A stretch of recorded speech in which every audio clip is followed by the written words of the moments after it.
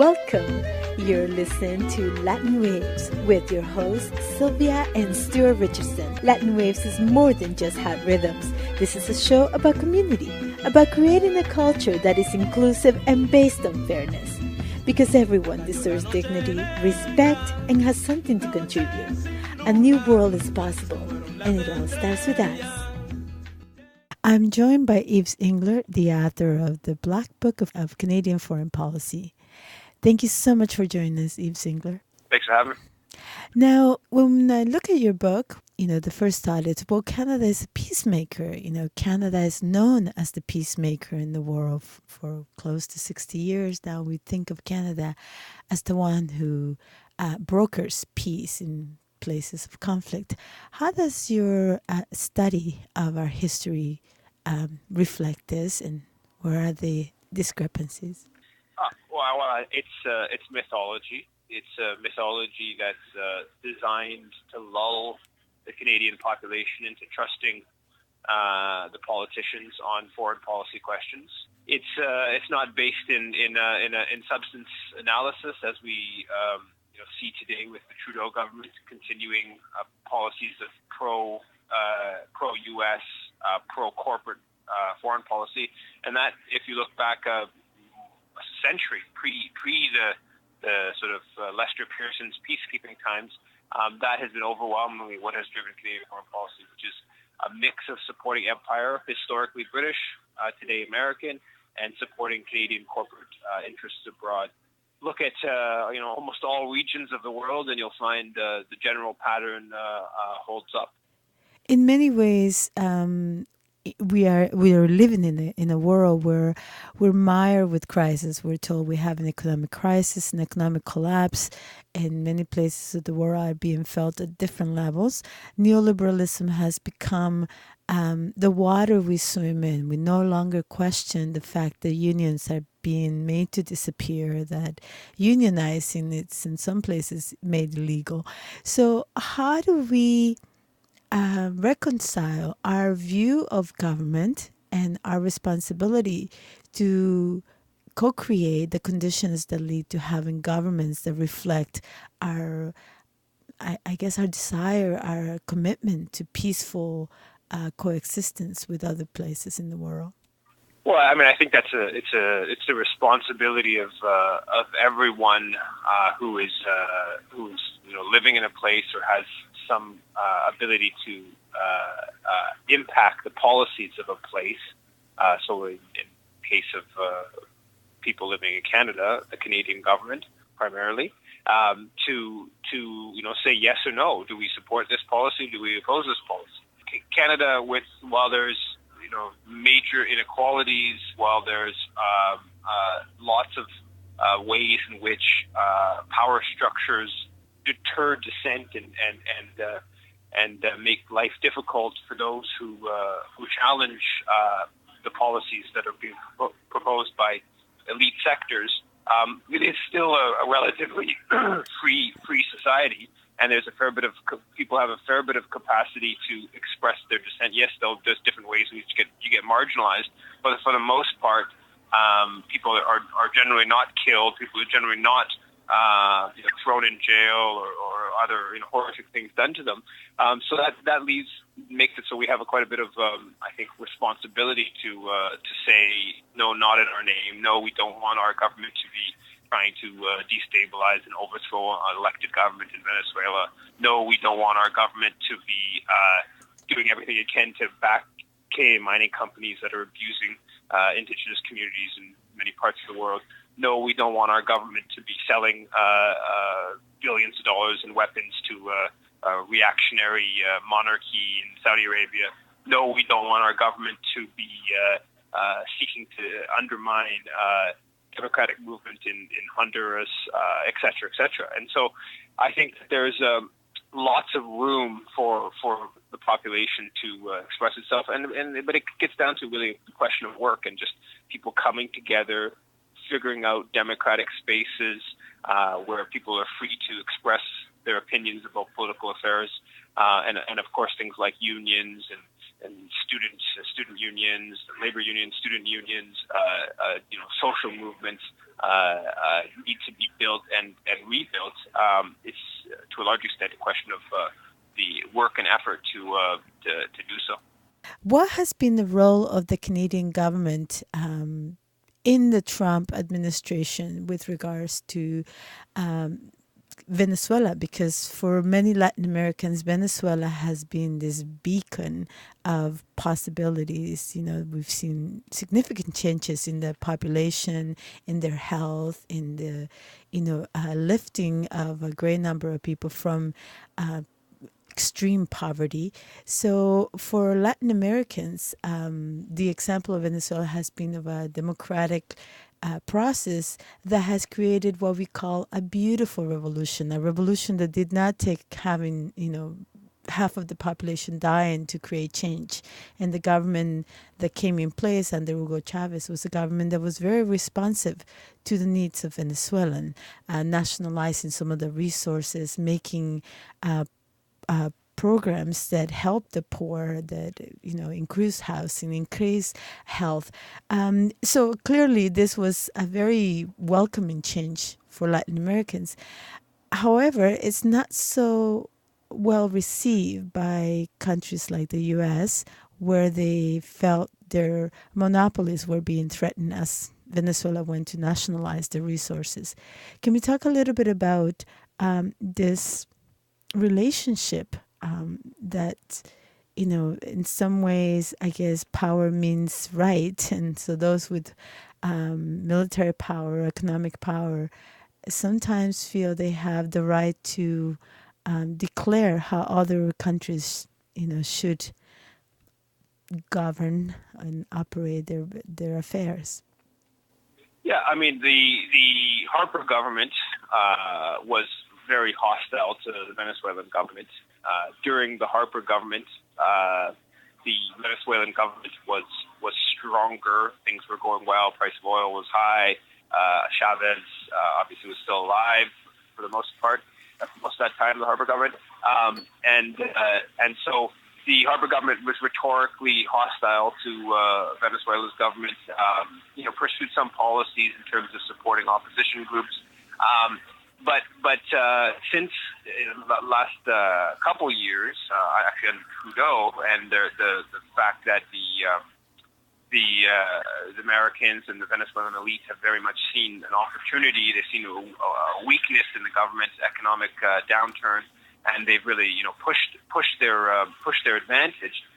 The Trudeau government has really jumped on that process and has brought in sanctions against two different rounds of sanctions against Venezuelan officials.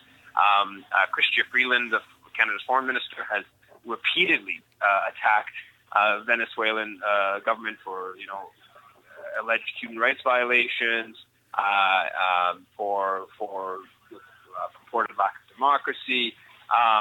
They've obviously done this at the same time when they're supportive of the government in Brazil, the Temer government in Brazil that wasn't even elected, and they've also done as well. They're supportive of the Juan Orlando Hernandez government in Honduras, won a very dubious election. So their policy has been to try to isolate, to weaken the Venezuelan government, while Donald Trump is talking about invading Venezuela, while former Secretary of State Rex Tillerson was openly calling for the military to overthrow the elected Maduro government.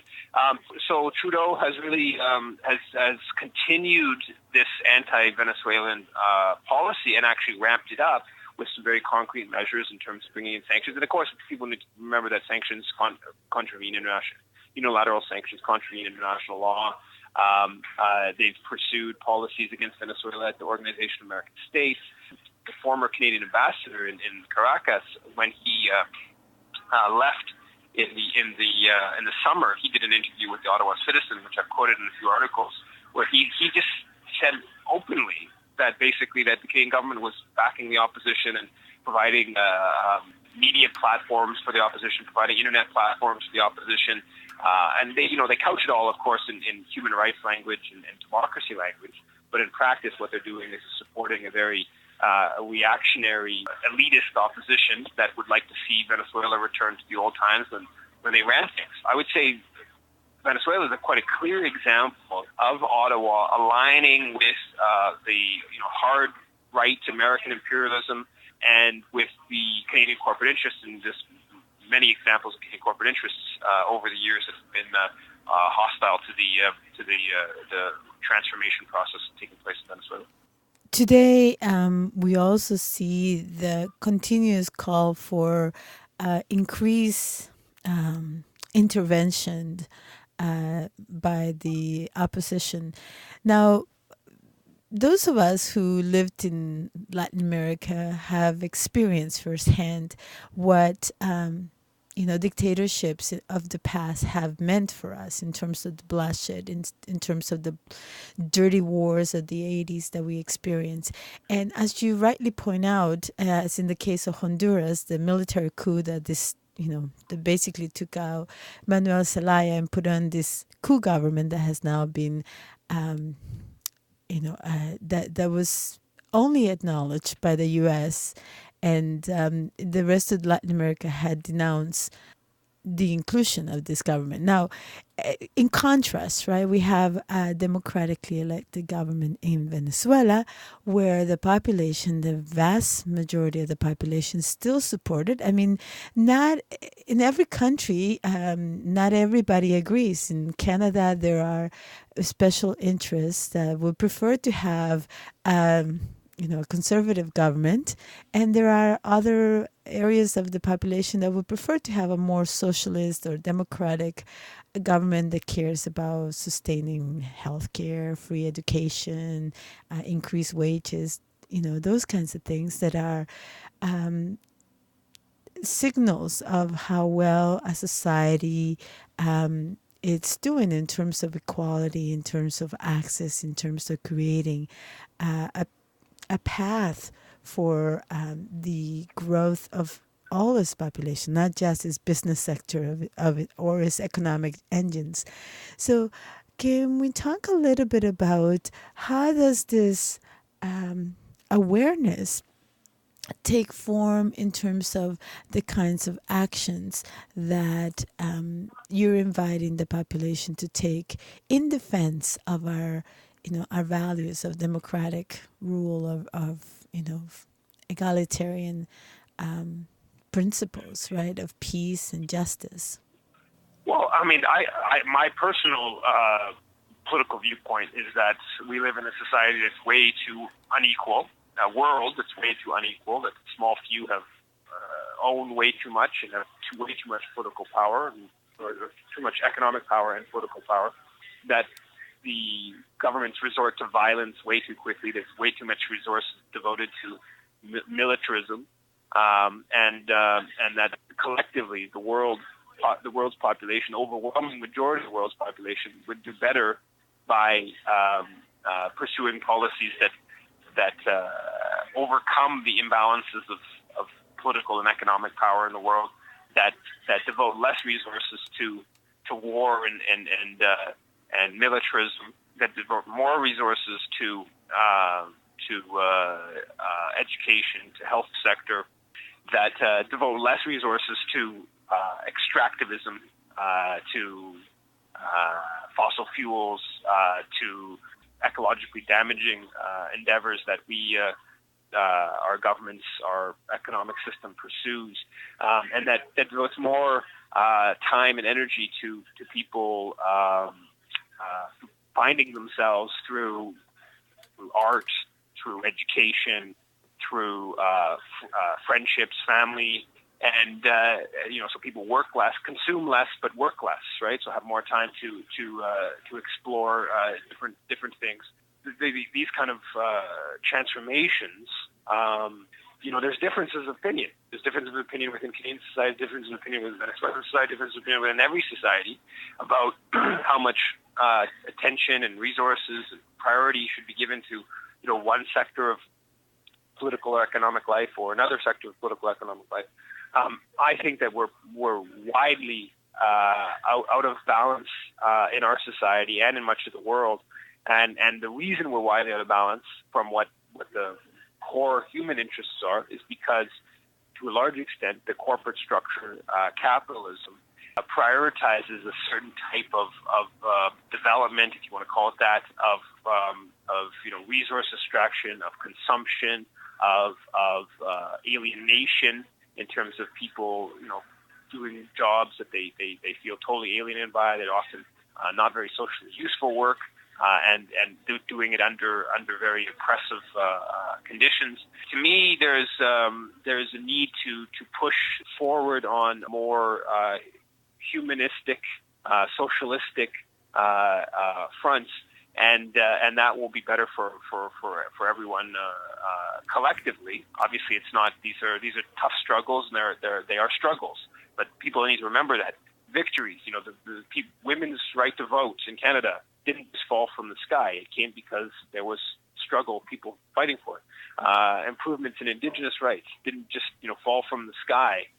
In fact, the policy has been genocidal, has been to wipe out, and to the extent that policy has not been successful, it's because of Indigenous resistance. Workers' rights, the fact that we do have weekends, that's because labor unions for decades, individuals and came together for decades collectively to fight for those rights. So I think that the process also of the social change, people finding themselves in struggling for social change is an important component. I think people enjoy being part of something bigger than themselves and being part of a process of seeing themselves as part of a collective, of seeing themselves as part of a world, of a collective humanity, even globally speaking. And that yes, these are struggles, and the term struggle is there for a good reason because they are difficult, there are battles, but there is also a sort of realization that people find in that process on a strictly personal level of being part of something that's right, that's just, and that's bigger themselves, and that's something that it's good for their families, good for their children, good for their grandparents, et cetera, et cetera. I love that you point out that, a lot of the policies that we see put in place, like this idea that free trade is something that's free from harm. As we're in Canada, we are so focused on what Venezuela is doing, and we know very little of what our government is proposing in terms of this free trade negotiations with the U.S. We are very aware of the battles between provinces. Alberta trying to force British Columbia to take an increased amount of tar sands oil, which is very dangerous for the coast in terms of the way that they want to increase the number of pipelines, which are in the past have been known to have multiple spills, not just in case it happens, it's always when. And the areas that these pipelines are going to travel are very precarious for British Columbia. And yet, we're so focused on what Venezuela is doing.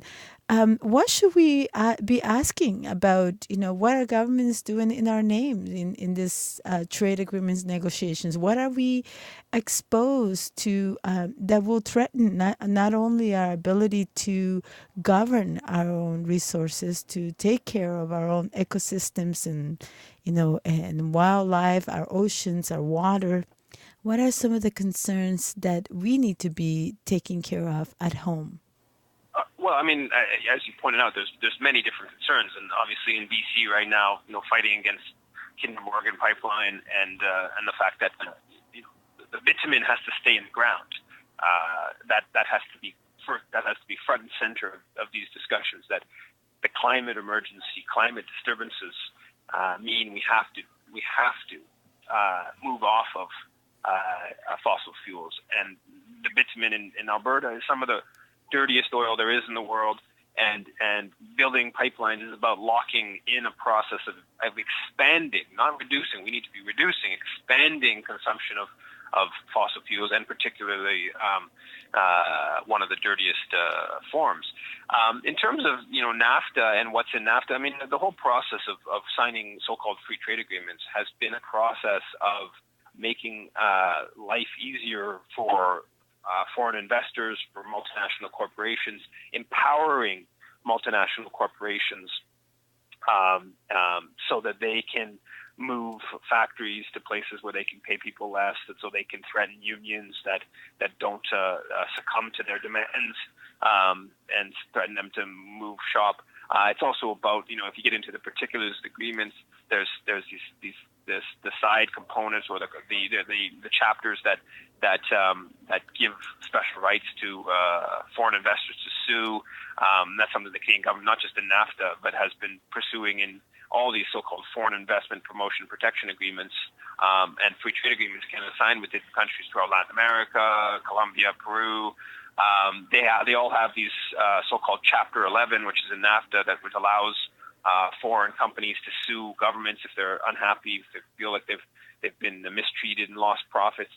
They're able to sue in these international tribunals that are sort of secretive, and they just basically empower multinational corporations.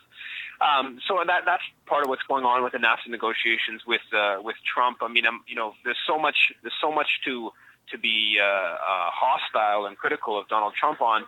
The one area where I think there's maybe some positive is his hostility towards NAFTA, and I think it would be a good thing if NAFTA was simply was ripped up. I don't think that there would be certain economic sectors in Canada that in the short and medium term might have some difficulties, but in the medium longer term, from the perspective of most Canadians, from the perspective of lessening the dominance of corporate power in our lives, getting rid of NAFTA would be a good thing. And so we shouldn't. I don't think that the progressive forces should be, just because Donald Trump is against something, therefore we're for it. And I think that goes long-standing progressive policy in this country has been to be opposed to so-called free trade agreements, because what they do at their core, they're about empowering corporations. Mm-hmm. And about weakening democracy, right? Weakening, when a community opposes a fracking in its community, and then they get sued by a multinational corporation because they're not allowing that company to extract natural gases. In one instance, in one lawsuit under NAFTA has taken place against Canada.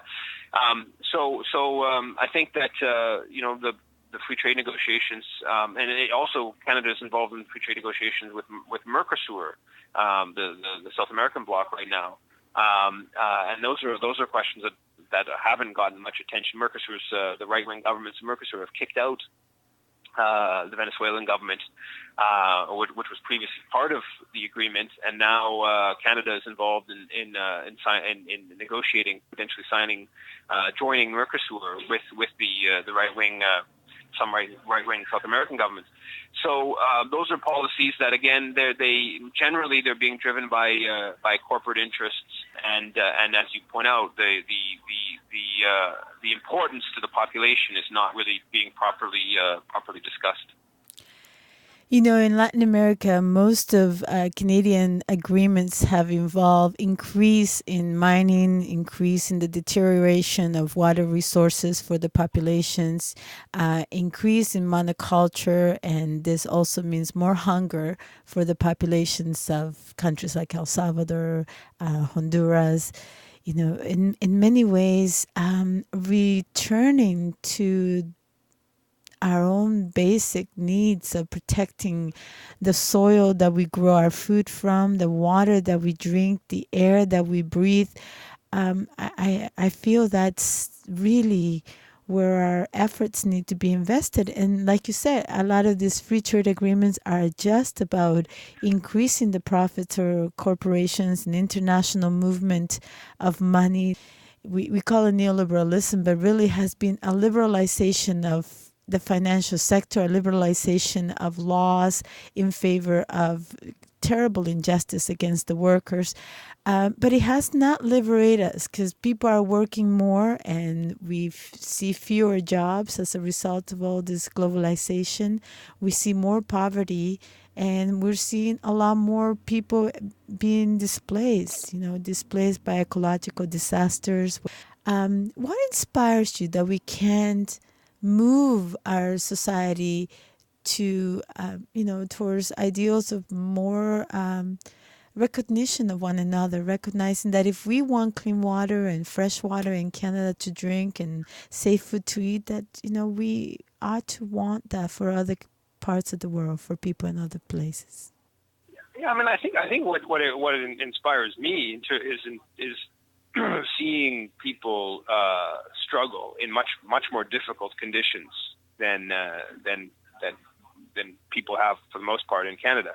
If you take a look at history and what's moved the world out of slavery, for instance, was to a large extent, or an important part of that, was the Haitian Revolution, where people were living in conditions that are so much more oppressive, and their ability, the difficultness of overcoming those conditions is so much greater than anything in the vicinity of what most people in Canada live in.